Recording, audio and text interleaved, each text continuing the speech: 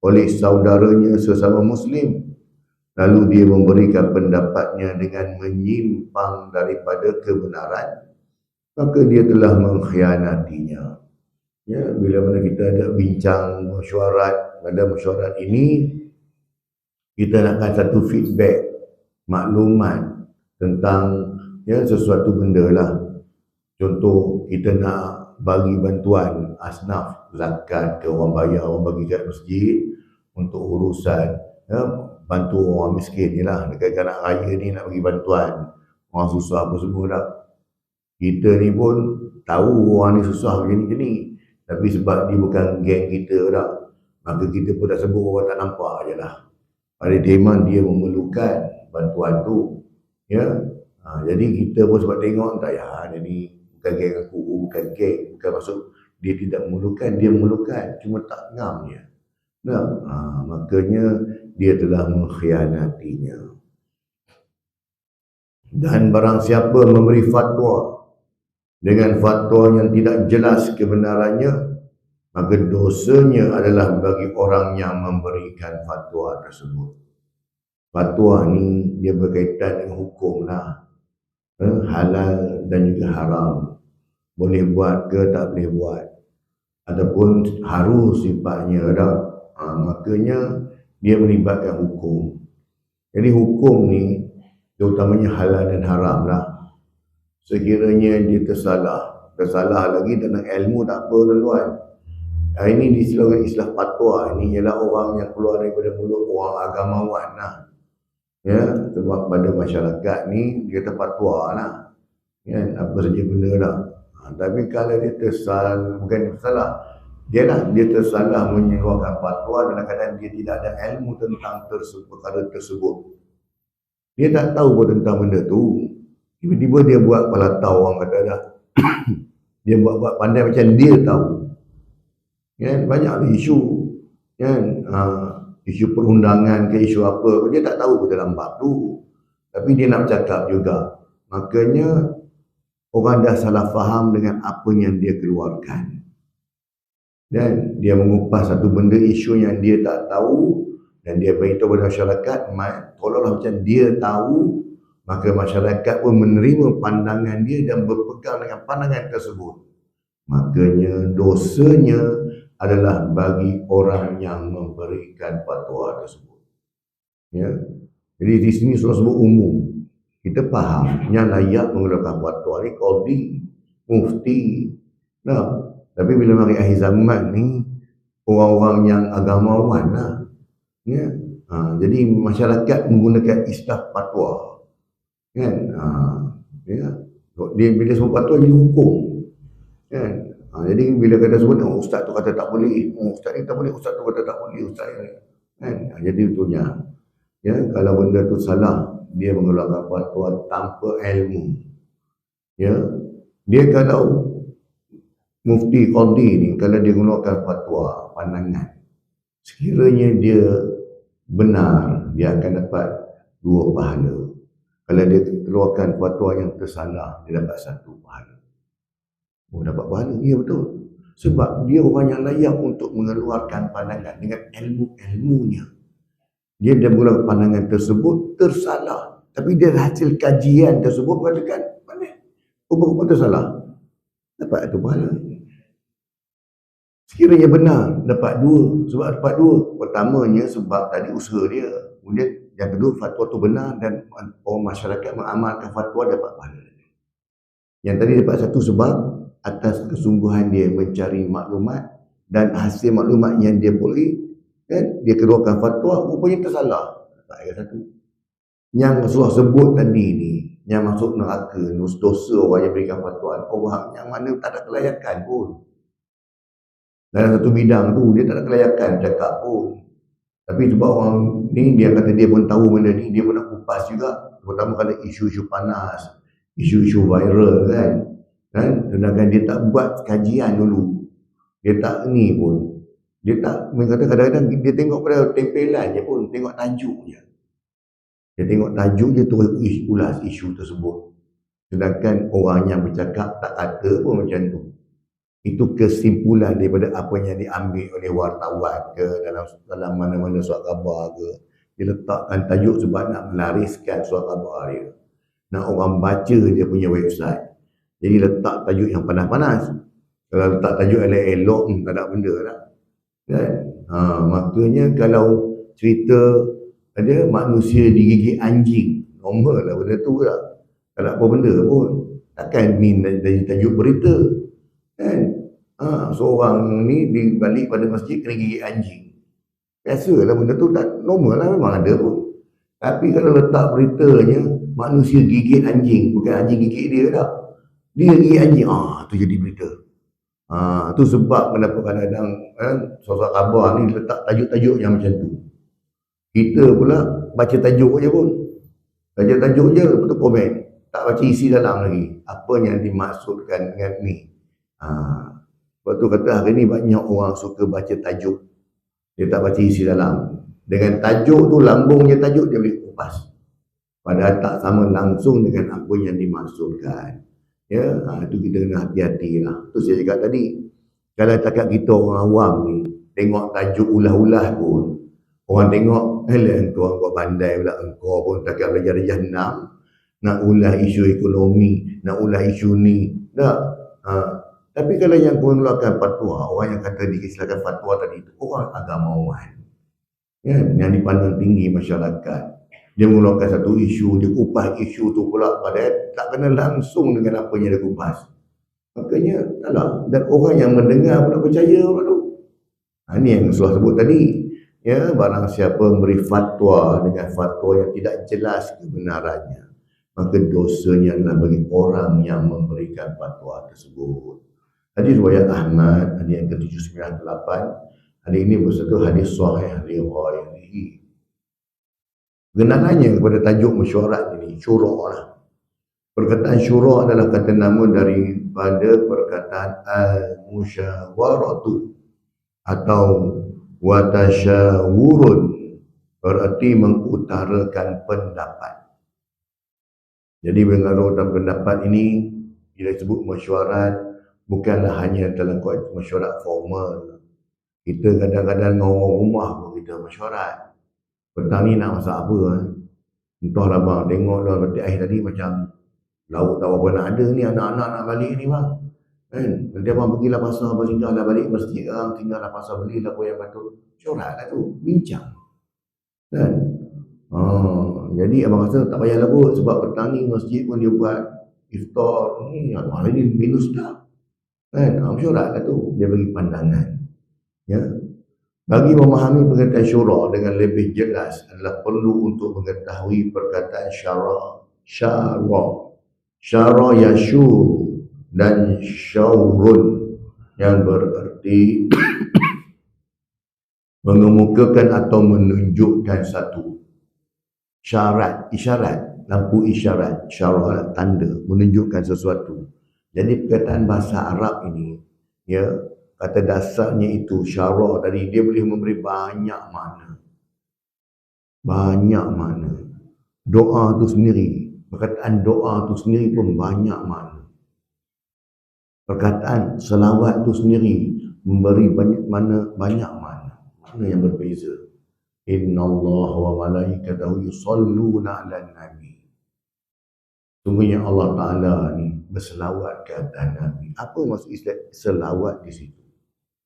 Kan? Ya ayyuhallazina amanu sallu alaihi, wahai orang-orang yang beriman, selawat atas Nabi. Nah, jadi apa maksud selawat yang Allah Ta'ala sebut dan selawat yang Allah Ta'ala perintahkan kita suruh buat. Nah, sallu juga bermakna semaya, solat, doa, jadi banyak. Sebab tu tuan-tuan, dalam istilah Arab ini, sebab tu penting kepada pemahaman konteks ayat. Dan konteks ayat tersebut, itu penting. Yang kita pukul rata, dia tak sama. Sebab bahasa Arab, dia memang seni. Very orang kata pun memang dia bahasanya sepenuh dengan seni. Kena faham betul-betul. Ya, dia faham betul-betul. Sebab bahasa Arab ini, setiap kata itu beri makna yang berbeza. Lepas tu kadang-kadang kita kesian juga tengok bila orang dia salah tafsir tentang ayat. Makna maksudnya itu, konteks itu. Sebab tu kata kan ada ilmu. Bukan orang semua boleh kupas. Tu saya cakap tadi, cukup baca tajuk. Dia tengok tajuk panas, dia pun kupas. Sedangkan dia tidak ada ilmu pun tentang itu. Sebab tu bila perkara agama terutamanya, hati-hati dulu. Bukan semua orang boleh ulas suka dia tak. Tengok dulu apa yang sebenarnya dimaksudkan.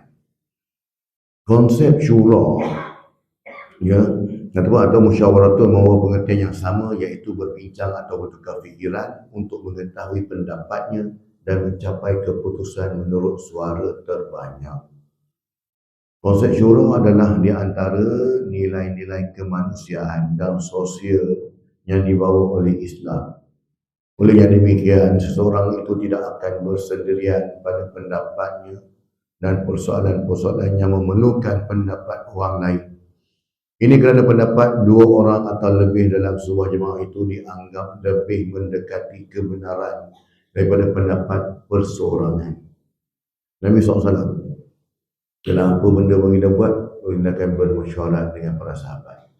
Tapi ada ketika Rasulullah tak mesyuarat pun. Tu buat keputusannya. Ada ketika tak mesyuarat langsung, tak bincang langsung, tu buat keputusan. Dan keputusan itu ditentang oleh sahabat pula. Sahabat semua tak setuju dengan keputusan Nabi dah. Ya, apa dia tuan-tuan? Dalam peristiwa perjanjian Hudaybiyah. Perjanjian Hudaybiyah tu mana Rasulullah bincang dengan sahabat. Macam ni macam tak ada. Apa saja yang dimukakan oleh wakil musyrikin Mekah tu, Allah terima tak? Ni terima. Sahabat tengok, bincang-bincanglah dulu. Kami kat belakang ni ada kan. Tanya macam mana nak terima tak terima tak. Allah terima Ni yang sahabat tak puas hati. Jadi bila sahabat tak puas hati ni, tu yang bila Abu Bakar jumpa Rasulullah, ya Rasulullah, aku nak menyampaikan suara sahabat-sahabat ni. Maksudnya dia semua tak tujulah dengan isi perjanjian ni, perjanjian Hudaybiyah ni. Dan benda yang berat sebelah. Seolah-olah menyebelahi pihak kufar Makkiyah, orang kafir Mekah. Dan seolah menyebelah situ. Maka bila tanya kepada Rasulullah, ya Rasulullah, ya, adakah ini yang kau syarat tadi, yang kau bagi keputusan tadi, pendapat engkau, ataupun jadi wahyu daripada Allah SWT. Jadi bila Rasulullah sebut ini adalah wahyu Allah. Jadi bila sebut wahyu, tak perlukan mesyuarat pun. Tak perlukan kepada mesyuarat. Sebab ni wahyu, perintah Allah, buat je. Jadi bila sahabat dengar, rupanya isi perjanjian tu ialah dari perintah Allah, makanya senyap. Tak ada komen lagi dah, tutup mulut dah. Sebab dia perintah Allah. Walaupun benda tu tengok macam seolah-olahnya merugikan orang Islam kan. Tapi ini wahyu. Tengok tak lama tuan-tuan, 2 tahun lepas tu ya, orang kafir Quraisy sendiri yang mengingkari perjanjian tersebut. Dan atas sebab itulah Rasulullah masuk ke kota Mekah, ya, menawan kota Mekah. Sebab mereka melanggar perjanjian. Tak lama 2 tahun. Tak lama pun. Tu kata tadi. Ada ketika ya Rasulullah bincang dengan sahabat. Kedudukan tentera macam mana. Ada ketika tak bincang. Sebab dia wahyu. Dia wahyu tak boleh bincang. Tak boleh pada perbincangan pun. Perintah buatnya. Dengan pengamalan konsep musyawarah oleh masyarakat dalam satu urusan, itu akan dapat mengungkai pintu kesulitan. Dan ini memberi ruang kepada sekelompok manusia untuk melihat sesuatu perkara dari pelbagai sudut, bersesuaian dengan perbezaan pemerhatian serta tingkat pengetahuan mereka. Oleh yang demikian, keputusan yang diperolehi adalah berdasarkan persepsi, gambaran yang sempurna dan berdasarkan kajian ilmiah yang komprehensif. Maksudnya bila kita mesyuarat tu, sesuai dalam organisasi dan bincang untuk dalam mesyuarat menguruskan masyarakat. Contoh saya beritahu tadi, macam masjid nak menyampaikan bantuan tadi, kita ambil maklumat data-data dulu, bincangkan. Orang ni kata, dia ni layak dapat. Mana dia layak, dia ni dulu kan gaji ribu-riban mana boleh dapat. Tu dulu syarikat dia dah selungkup dah. Dah 5 bulan dia tak ada kerja. Tu kereta mana? Kereta tu pun tunggu masa yang nak tarik. Kita bagilah bantuan kat dia. Ya ke? Jadi maklumat. Sebab dia dapat data-data terkini kan. Mungkin pada kita tengok orang tu macam tak layak. Macam dia layak. Sebab apa?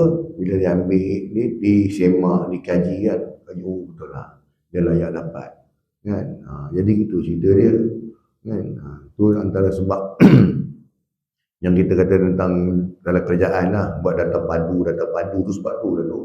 Dulu orang komplain, kan, orang komplain. Apa ni kata gaji 4,000, ya, yang kawan tu gaji dia 3,999, anak seorang je pun dapat macam-macam bantuan. Saya ni beda RM1 je dengan dia 4,000, anak 5, kan, tak dapat apa bantuan. Tu sebabnya.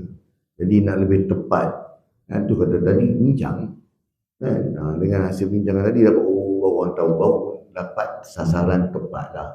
Walaupun gaji dia 4,000 tapi anak 5, duduk kat mana? Duduk kat bandar Kuala Lumpur lah tu, layak lah dapat. Tu yang saya cakap tadi tu, kan. Jadi hasil dari situ lah maklumat-maklumat dia terima.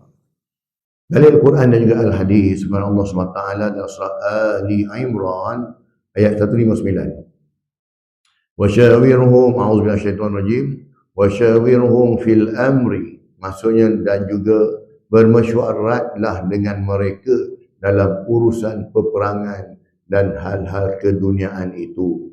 Maksudnya dalam urusan dunia ni, nak menguruskan manusia ni, bincang lah. Bincang dulu, mesyuarat. Kita ambil pandangan orang. Ya, sebab kita bukan dapat wahyu, kan.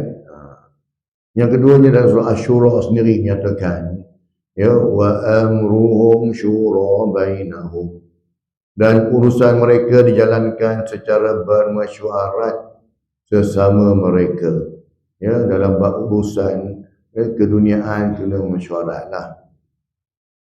Ibnu Katsir rahimahullah dalam kitab Tafsir Quranul Azim menyatakan bahawa mereka tidak pernah memutuskan sesuatu urusan melainkan terlebih dahulu mereka memesyuarahkannya di antara sesamanya agar masing-masing daripada mereka mengemukakan pendapatnya, seperti dalam menghadapi urusan perang dan lain-lain sebagainya yang penting.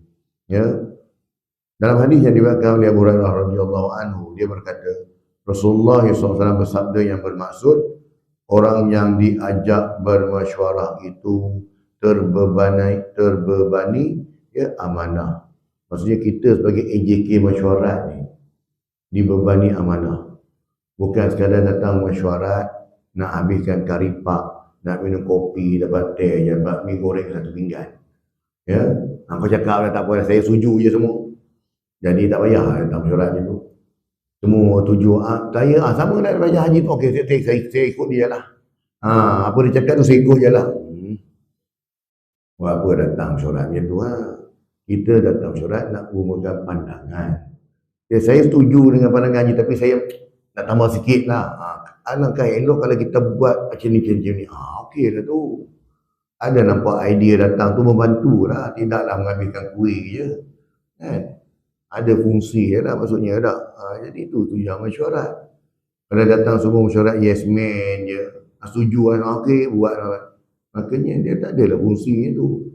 Dia satu arah je tak. Jadinya tak kenalah dengan konsep mesyuarat. Ya, sebab orang yang mesyuarat ni, dia ni terbebani dengan amanah. Keputusan yang nak buat ini menentukan hala tuju. Kan? Kalau benda melibatkan masyarakat, ini menentukan orang tu nasib dia tu. Jadi bukannya kita datang untuk saja-saja nak bagi penuh forum je tak.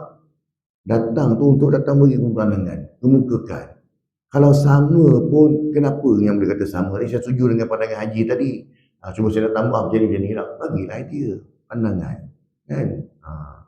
Kemudian, ya, bila kita dah bagi pandangan, kemudian pengurusi dia akan buat keputusan lah. Keputusan yang pengurusi buat tadi pun berdasarkan pada kolektif semua tu lah. Ya, tengok pada keperluannya. Hadis riwayat Abu Dawud, hadis ini hadis sahih. Keterangannya, syura merupakan istilah yang diperkenalkan oleh Al-Quran. Secara ringkas, ia membawa erti sebagai amalan bermesyuarat. Ia merupakan satu proses komunikasi yang mengandungi perbincangan, perundingan, percambahan fikiran, pengumpulan dan pertukaran maklumat, pengumpulan fakta dan data, serta pengumpulan dan pertukaran pelbagai idea dari setiap sudut. Ini mesyuarat ni. Nakkan maklumat, nak data, nak fakta. Ya. Intipati daripada saripati idea yang terbaik disimpulkan menjadi keputusan. Keputusan syura merupakan suara majoriti dan bersama, ya, untuk mencapai matlamat iaitu kebenaran. Keputusan yang dilaksanakan dalam bentuk tindakan oleh setiap individu secara bersama, menyeluruh dan bersepadu. Syura mesti dilaksanakan dengan penuh akhlak, ya, dengan penuh akhlak, etika dan adab. Daripada pengurusi hinggalah kepada setiap ahli, jaga adab, jaga akhlak. Tak perlu nak menjerit-jerit, tak perlu nak hentak-hentak meja, marah balik kerusi semua dah. Tak puas hati ni kan, ya, adab. Sebab tu hari ni, kita hari ni dari segi sudut ilmunya ada, tapi segi sudut adabnya tak ada. Nah, adab tu tak ada. Baik orang tu dia ni berkelulusan tinggi ke, tak ada kelulusan tu lagi lah, kan? Adabnya tak ada, ilmu tu ada, ya. Tu yang kata Dr. Osman Muhammadi kan, saya ulang balik dah. Dia kata kita di akhir zaman ni kita punya ramai orang-orang yang berilmu tapi tidak beradab, kan? Bukan hanya budak-budak universiti, budak-budak sekolah aja sama yang bapak budak pun sama je, adabnya kurang, kan? Sebab atas dasar apa? Sebab emosi, kemudian sebab dasar taksub, makanya itu sebabnya hilang adab tu, kan? Hilang adab.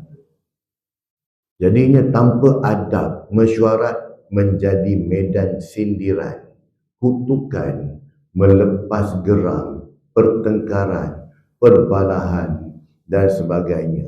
Jadi tak capai matlamat lah, kan? Bila mana tujuan mesyuarat nak cari kata putus, tapi bila mesyuarat mari menyindir orang, kan? Alah, kau punya idea, hari tu punya idea pun tak buat lagi, ni bagi idea berkor lah, kan? Jadinya masing-masing bertanggungjawab lah, ya. Masing-masing ni mengeluarkan pandangan dan bertanggungjawab atas pandangan tersebut. Masing-masing cuba terima dulu, belajar sifat terbuka ni, ya, bersikap terbuka, terima pandangan dulu, dan terima pandangan. Berikut adalah antara adab dan etika yang perlu dijaga dalam syura, ya, yang antaranya ialah yang pertama, ahli mesyuarat hendaklah melantik seorang pengurusi untuk mengendalikan mesyuarat. Kena ada ketua lah maksudnya tak? Mesyuarat hendaklah dikendalikan secara berfokus, beragenda dan berniat untuk mencapai keridhaan Allah SWT. Jangan panggil mesyuarat tak ada agenda apa, nak sembang apa ni, entahlah. Saya saja panggil tuan-tuan mari mesyuarat ni, saya tengok boring-boring kat rumah menghadap WhatsApp, tengok Facebook tak ni. Panggil lah tuan mari mesyuarat. Nak bincang apa ni? Apalah, apa yang rasa ahli rasa nak mesyuarat, bagi tahu. Sedangkan tujuan panggil mesyuarat tadi, dah ada benda kita nak bincangkan tadi. Apa benda? Bukan banyak agenda pun kena bincangkan, kan? Ya, yang penting kita bincang tu, dia fokuskan pada tajuknya itu. Nak putuskan buat bubur lambuk, kata dah. Bagi JK mesyuarat, kita putuskan buat bubur lambuk. Ya, bagi kita, bagi secara umum je, okay, bubur lambuk tu kita pakai beras macam ni. Tahun ni nak bagi sedap sikit, kita ambil daging dengan tulang tu ada sedap, rasa sedap. Nak best lagi pakai udang tidak. Tak perlu nak bincang secara halus sangat, sebab kita dah bagikan pada tu, kita dah letakkan dia punya kriteria macam mana kita nak. Ya, dah lah. Ya, dia nak buat bubur lambuk kampung baru ke, dia buat bubur lambuk Melaka punya kat tadi ke. Dan yang penting benda tu tak lari daripada tu. Kadang-kadang nak bincang pasal bubur lambuk saja ni, orang banyak lagi agenda nak bincang, ambil masa berjam-jam. Dan pilih siapa pun ambil masa dah, banyak buang masa kat situ. Ya. Jadi benda tu berfokus lah, kan? Serta mesyuarat juga hendaklah dikendalikan dalam suasana harmoni, kasih sayang dan berniat untuk mengamalkan keputusannya, kan? Jadi ya, tujuan kalau pengurusi itu tujuannya untuk mendamaikan, kan? Terima pandangan. Yang keduanya, pengurusi boleh meminta cadangan atau pandangan daripada sebelah kanan dan tidak semestinya meminta cadangan atau pandangan dari setiap orang, dan maruah setiap orang yang memberi cadangan atau pandangan mesti dijaga, ya? Jangan mudah condemn orang. Apabila pengurusi meminta untuk cadangan atau pandangan daripada kita, maka berilah cadangan atau pandangan dengan bernas, berwibawa dan bertanggungjawab. Contoh, Kalau dalam bab kewangan ni, pengurusi dah tahu dah pada siapa dia nak tuju. Menari ya. Bukan semua orang kena cakap pun nak. Dia menari kita macam mana bentang dia punya ni, ada tak kewangan segi sudut ada apa tak. Jadi benda dah tuju siap. Bukan nak kena minta ikut meja pun. Yang keduanya, janganlah merasakan cadangan atau pandangan kita sahaja yang terbaik, lalu mendesak pengurusi dan ahli mesyuarat untuk menerimanya. Biasanya kalau dia ada kepentingan ya, ada kepentingan, maka dia akan tekan juga supaya terima juga. Jangan mentertawakan atau memandang rendah cadangan atau pandangan orang lain. Kerana setiap cadangan atau pandangan boleh mencetuskan idea yang lebih baik. Mungkin idea kita ni tahun lepas boleh pakai lah. Tahun ni dah mungkin tak sesuai nak pakai. Walaupun kita kata, kita kekal kalau macam tahun lepas buat macam tak, mungkin tak sesuai dah. Tahun lepas kita buat satu periuk boleh. Sebab apa? Taman kita ni dah boleh cover. Tapi tahun ni tak boleh dah. Kena tambah lagi 2 periuk. Kenapa? Tu taman baru buka tu. Tu belakang tu ada taman lagi tu. Kan? Contoh dah. Jadi tak cukup dah. Kan? Jadi di situ kata mesyuarat tadi tu. Tak, kita tekankan juga tak boleh cukup kan. Nak kena ni dah. Maka nanti dulu. Kan? Biar fungsi buat keputusan dia. Yang keempat, berilah cadangan atau pandangan dengan meletakkan kepentingan agama di hadapan dan kepentingan diri dan kepentingan dunia di belakang.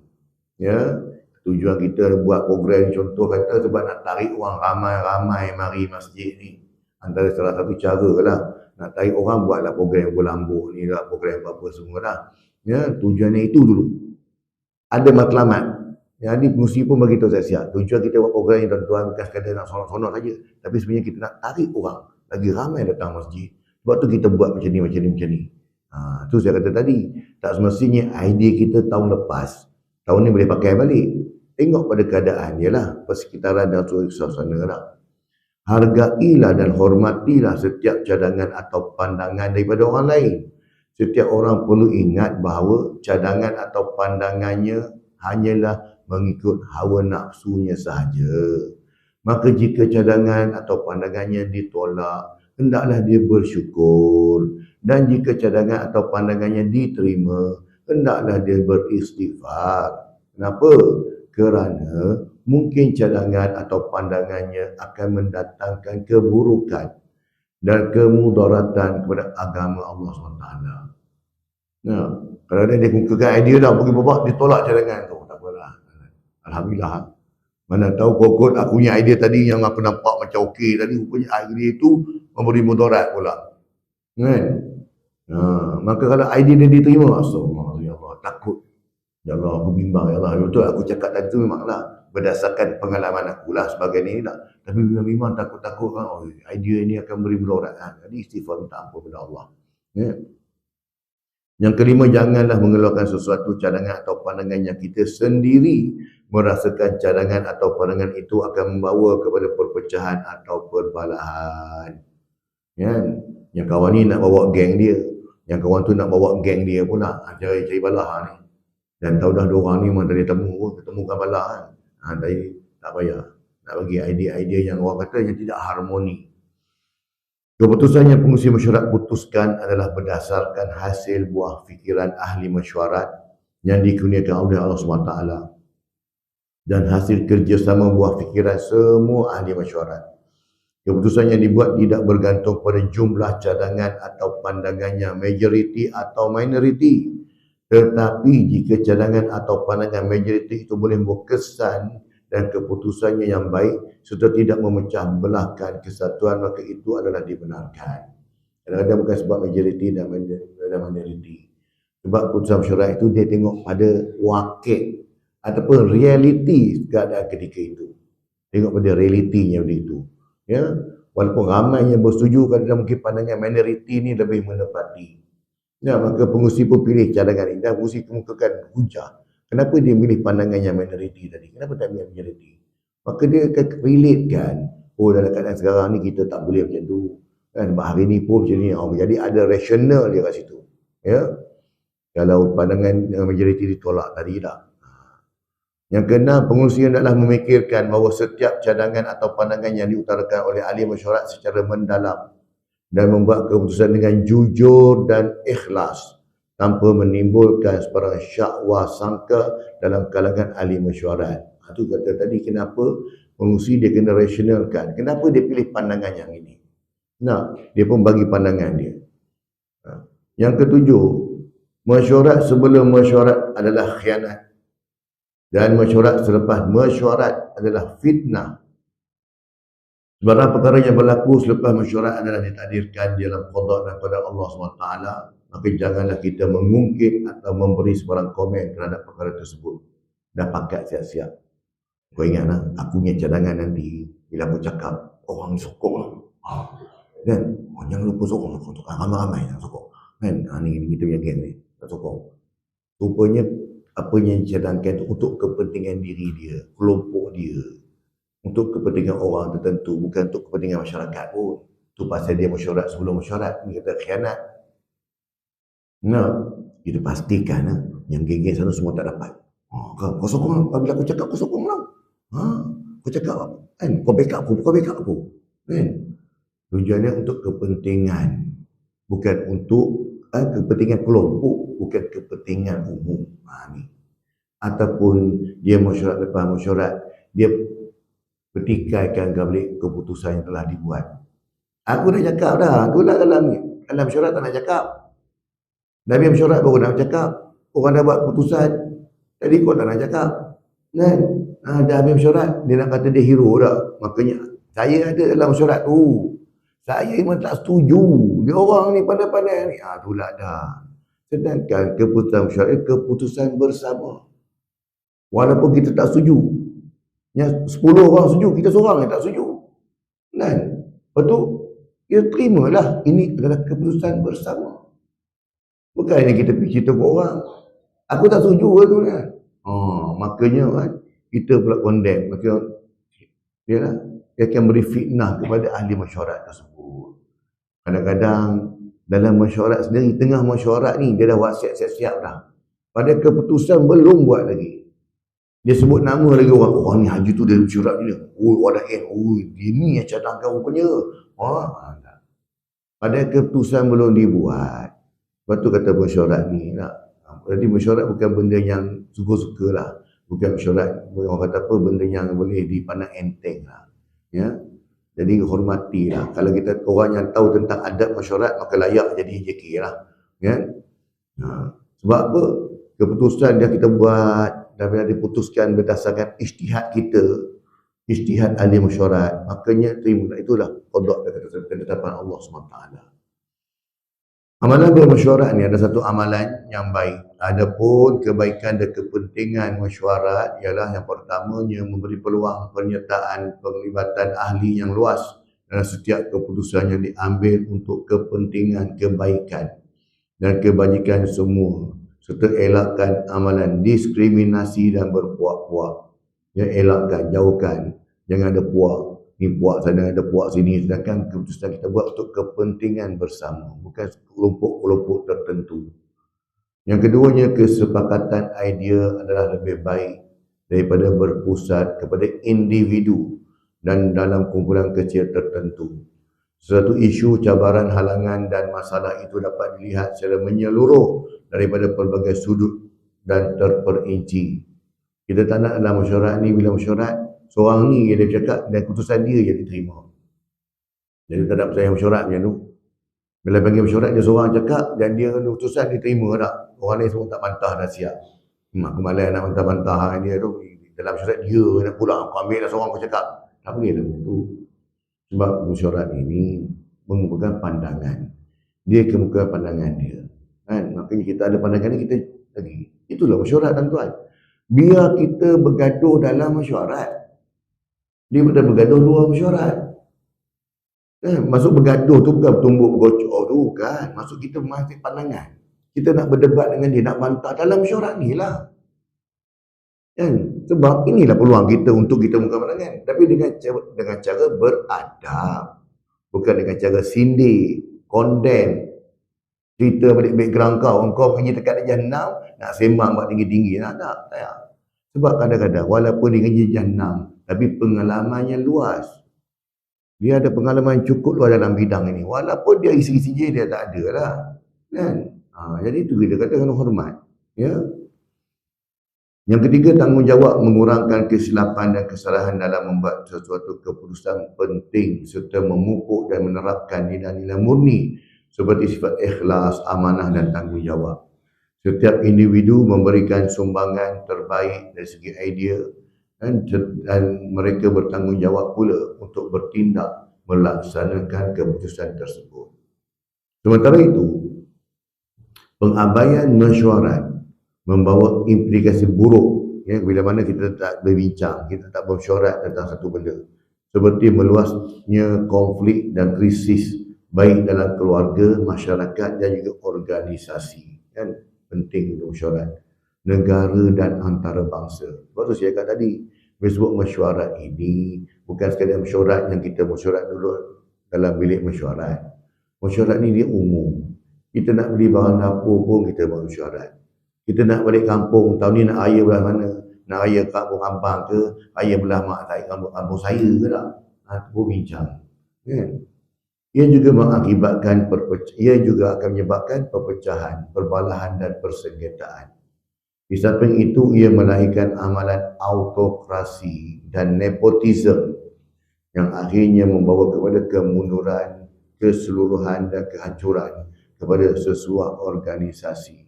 Mana-mana organisasi pun kalau ada agenda-agenda untuk kepentingan tertentu, kepentingan kelompok-kelompok tertentu, dia tak ke mana. Dia tak bertahan lama. Ya. Pengajaran hadis ini menganjurkan kepada kita supaya beradab dalam mesyuarat dengan memberi cadangan atau pandangan yang dapat memberi kebaikan kepada keputusan yang akan dibuat. Antara adab-adab yang perlu ada bagi setiap ahli mesyuarat ketika memberi cadangan atau pandangan ialah pertamanya hendaklah dia bagi idea atau pandangannya dengan ikhlas kerana Allah dalam mencari kebenaran. Yang kedua, berlapang dada dalam masalah yang diperselisihi. Kadang-kadang cadangan dia ditolak, maka dia lapang dada. Ya, mungkin ada yang lebih baik daripada tu tak. Yang ketiga, tidak sinis atau mengeluarkan kata-kata yang tidak harmoni. Saja nak buat orang gaduh, kan? Gaduh dalam mesyuarat tu, peli orang ni. Condemn orang tu, condemn orang ni. Dia seorang yang bagus. Yang keempat, menghormati pihak yang berbeza pandangan. Asus saya kata tadi, nak bertengkar pun biar dalam mesyuarat. Pandangan lah, kan? Dengan beradab lah. Nak bantah biar dalam mesyuarat ni dalam mesyuarat. Sebab keputusannya nanti akan beri natijah kepada kepentingan awam. Yang kelima, tidak menuduh pihak yang berbeza pandangan itu dengan tuduhan yang jahat atau memberi gelaran yang buruk. Kan? Tak setuju dengan dia dalam mesyuarat ni, kita bagi gelaran macam-macam. Kan? Sindir dia bagi ni lah. Hadis ini juga melarang kita daripada mengkhianati semangat bermesyuarat, iaitu dengan memberikan cadangan atau pandangan yang menyimpang daripada kebenaran dan syariat, kerana ia akan menyebabkan kemudaratan kepada keputusan yang bakal dibuat. Itu penting. Bila kita dalam diputuskan dalam mesyuarat, kita wajib menghormati keputusan mesyuarat. Dalam mesyuarat putuskan macam ni, bila time pelaksanaan kita buat ikut suka kita je. Tak payahlah, mesyuarat tu syarat je, bukan dah pukul sebenarnya. Yang penting, jangan tuan. Ya, hormati keputusan mesyuarat. Ya, makanya jangan kita menyalahi dia, tu khianat namanya. Kita khianat. Ya, dalam mesyuarat dah putuskan macam ni, tiba-tiba kita pandai-pandai buat keputusan sendiri pula. Kan? Paling kurang kalau ada keputusan drastik yang nak diputuskan, bincang dulu, bagilah pihak tertinggi, pengurusi, bendahari, setiausaha apa semua, bincangkan, disebabkan itu, walaupun benda dah diputuskan, maka kita bincang-bincang, maka rasionalkan, bagi tahu pada semua AJK, kenapa terpaksa diubah benda ni. Kan? Disebabkan dulu mungkin sesuai, tiba-tiba hari ni kan, contoh katalah, nak buat jamuan hari raya, dalam mesyuarat kata, tak payah pakai kemah lah, sebab kita pun saja panas sekarang ni kan. Lagi pun pagi-pagi bukan yang ni sangat. Tak adalah panas sangat lah. Jadi tak payah pasal kemah lah, jimat sikit di masjid. Contoh lah. Yang seorang ni kata, pasal lah kemah kan. Sebab memanglah kita pun tak tahu apa jadi nanti tak. Jadi benda dah putuskan, tak payah pasang. Rupanya lagi 2-3 hari nak raya, hujan tak hari. Dalam keputusan mesyuarat kata tadi tak payah pasang, jimat duit masjid lah, berapa ratus ringgit tak. Kena pasang 8 kemah dah berapa ratus duit habis tak.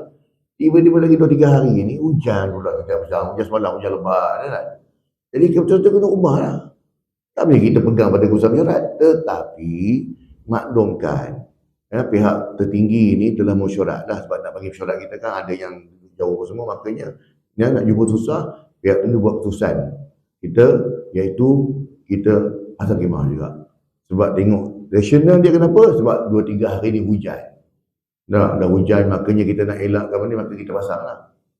Ditakdirkan masa hari yang mayang raya pas mayang, tak hujan elok je cuaca tak. Janganlah pula IJK tu pula. Aku dah kata dah hari tu, tengok ni orang tak hormat mesyuarat ni. Tak payah pasang, dah habis. Dah habis di masjid dah banyak, kenapa tak kira? Tak perlu lagi tuan-tuan. Sebab keputusan yang dibuat itu berdasarkan keadaan ketika itu. Ini kadang orang ramai tak faham. Ini saya bagi contoh kecil ya tuan-tuan. Ulama-ulama terdahulu memutuskan hukum. Fatwa-fatwa terdahulu. Mungkin sesuai ketika itu, hari ini tak sesuai. Jangan kita condemn. Perli-perli pula ulama terdahulu tak cekap. Ulama kan. Ini yang kita bicara hal masjid kecil ni hal lah. Tapi banyak yang kita tengok pandangan ulama-ulama terdahulu pula. Qaul Imam Syafi'i, dia ada qaul qadim, dia ada qaul jadid. Itu dia bahasa lebih mendalam. Contoh saya bagi. Jadi hormat, walaupun keputusan itu tiba-tiba diubah sebab faktor persekitaran kita. Kan? Walaupun ditakdirkan hari yang betul-betul tak ada apa-apa pun, elok ya cuaca, angin pun sejuk. Jangan kita condemn pula. Sebab keputusan ahli tertinggi mesyuarat tu berdasarkan kepada keputusan yang terkini, persekitaran yang terkini, ya. Jadi kita hormatlah, ya, hormat. Sebab apa? Kita pun tak tahu, sebab benda ni berubah-ubah kan.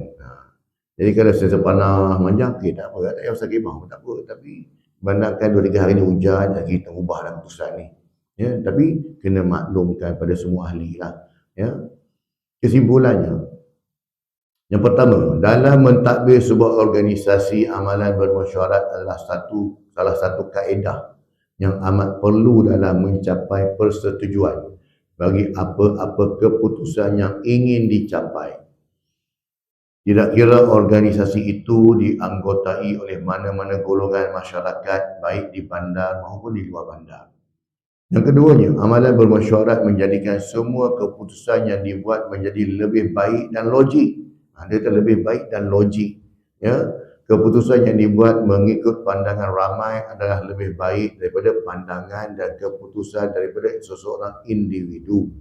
Dengan melakukan mesyuarat, ia akan mengukuhkan lagi keputusan yang dibuat hasil daripada pandangan orang ramai dan perbincangan yang lebih rasional. Ketiga, keperluan bermesyuarat amat penting kerana selain daripada untuk mencapai kata sepakat dalam kalangan ahli, amalan mesyuarat juga sebenarnya dapat melahirkan kualiti kerja yang baik dan sistematik. Terlalu banyak kelebihan yang akan kita perolehi dalam amalan mesyuarat ini. Yang keempat, kesimpulan yang keempat, perdebatan semasa mesyuarat sememangnya menjadi lumrah dalam mencapai kesepakatan. Betul lah.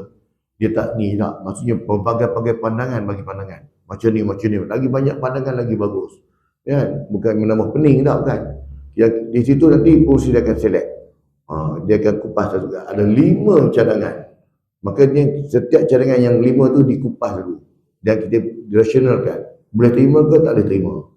Ini tak payah terima. Ahli mesyuarat bersetuju tak payah terima. Okey, itu buang. Tinggal lagi 4. Antara 4 ni pula bincangkan. Macam okey, tapi yang ni tak sesuai kot sebab keadaan kita sekarang ni tak apa ni, okey buang. Tinggal lagi 3. Lagi 3 ni bahas lagi. Kan? Sesuai tak dengan tempat kita, dengan masyarakat, dengan dia kupas-kupas, tinggal lagi 2. Lagi 2 ni okey, lebih kurang. Dua-dua okey, tak ada masalah. Jadi bila dua-dua okey, tak ada masalah tadi ni, maka pengurusi dia akan minta siapa yang sokong cadangan A, siapa yang sokong cadangan B. Sebab kita dah setuju tadi, dua-dua ni okey. Semua dah setuju, dua-dua okey. Maksudnya ambil mana satu, boleh, tak ada masalah pun. Jadinya, buatlah keputusan. barulah kita undi. Siapa yang setuju dengan pandangan A, ni kalangan. Siapa setuju dengan pandangan B, ni okey. Tengok yang B, okey, ambil yang majoriti. Tu betul, mesyuarat macam tu lah. Tu baru tak timbul mesyuarat lepas mesyuarat. Sebab dikupas, setiap cadangan itu dikupas dan putuskan terus diterima ataupun ditolak. Dia macam ni kata undi kan tuan, dalam SPR ni kata undi tak, dia ada undi yang sah, undi yang tak sah, undi ragu tak. Undi ragu ni yang nak kena bahaskan ni, kenapa diterima, kenapa ditolak, jelaskan tu. Makanya akhirnya kursi buat putusan kan. Namun apa yang lebih memuaskan hati adalah setiap keputusan yang diperolehi adalah hasil daripada persetujuan bersama. Keputusan seperti inilah biasanya dapat mencapai objektif dan matlamat sesebuah organisasi. Wallahu ta'ala alam. Jadi alhamdulillah tuan-tuan, kita selesai mengupas tajuk yang ke-42.